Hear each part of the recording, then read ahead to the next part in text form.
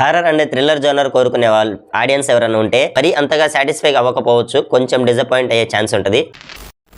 Hi friends, welcome to YV creations. నేను మీ వెంకట శివ. ఈ రోజు మరో కొత్త అప్డేట్తో నేను మీ ముందున్నాను. ఆది సాయి కుమార్ రీసెంట్గా తీసిన మూవీ శంబాల. ఈ శంబాల మూవీ అయితే రిలీజ్ అయింది. ఈ మూవీ చూస్తున్నంతసేపు ఫస్ట్ హాఫ్ అంతా చూస్తుంటే ఏం నెరేషన్ రా, ఏం చేశారా బాబు అనిపిస్తుంది నాకైతే. ఆ నెరేషన్, ఆ స్క్రిప్ట్ రైటింగ్ అంతా చాలా బాగుంది. స్టోరీని అలా తీసుకెళ్లే విధానం అయితే చాలా బాగుంది. అసలు స్టోరీలోకి వస్తే ఒక విలేజ్లో ఉల్క వచ్చి పడుతుంది. ఆ ఉల్క అనేది శంబాల అనే విలేజ్లో పడుతుంది. ఆ ఉల్క వచ్చి పడిన తర్వాత కొన్ని సంఘటనలు అనేవి తారుమారైతూ ఉంటాయి. అక్కడ జనాలకి కొన్ని వింతగా కోరికలు మొదలవుతూ ఉంటాయి. ఆ ఉల్క పడిన కానించి ఆ విలేజ్లో ఒక ప్రాబ్లం అయితే మొదలవుతుంది. ఆ విలేజ్లో ఆ సమస్య అనేది ఎందుకు వస్తుంది, అసలు ఆ సమస్య రావడానికి గల కారణం ఏంటనేది ఒక బ్యాక్ డ్రాప్ స్టోరీ అనేది చూపిస్తాడు. ఆ బ్యాక్ డ్రాప్ స్టోరీ అనేది చాలా నీట్గా, చాలా క్లియర్గా చూపిస్తాడు. ఆ బ్యాక్ డ్రాప్ స్టోరీని చూపించే విధానం, ఆ విజువల్స్ అవి అయితే చాలా బాగుంటాయి. ఈ స్టోరీ లైన్లో ఎలాంటి డీవియేషన్స్ అయితే ఉండవు. స్టోరీని అలా క్లియర్గా స్మూత్గా తీసుకెళ్తూ ఉంటాడు. హీరోయిన్ సైడ్ డీవియేషన్స్ కానీ ఎలాంటి డీవియేషన్స్ అయితే ఉండవు. ఫస్ట్ హాఫ్ అంతా అలా బోర్ కొట్టకుండా స్టోరీ అయితే చాలా స్మూత్ గా రన్ అవుతూ ఉంటది. యుగంధర్ ముని డైరెక్షన్ లో ఈ మూవీ అయితే చాలా క్లియర్ గా చాలా బాగుంది. సినిమా అయితే అలా నరేషన్ అంతా అలా వెళ్తూ ఉంటుంది, ఎక్కడ బోర్ అనేది అనిపించదు.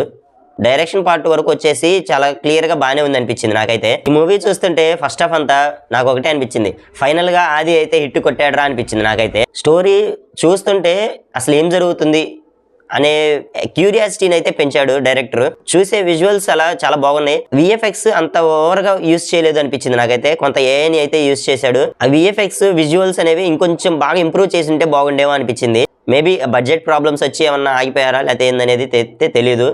ఈ డైరెక్షన్ పరంగా చూస్తే కొంతవరకు చాలా వరకు అయితే ఉన్న బడ్జెట్ ని చూసుకొని చాలా వరకు అయితే లాక్కొచ్చాడు సినిమాని. సెకండ్ హాఫ్కి వచ్చేసి సినిమా అంత హైప్ ఉండకపోవచ్చు, అంత హైప్ అయితే అనిపించలేదు నాకైతే. ఎక్కడ నార్మల్ గా స్మూత్ గా అలా రన్ అవుతూ ఉంటుంది.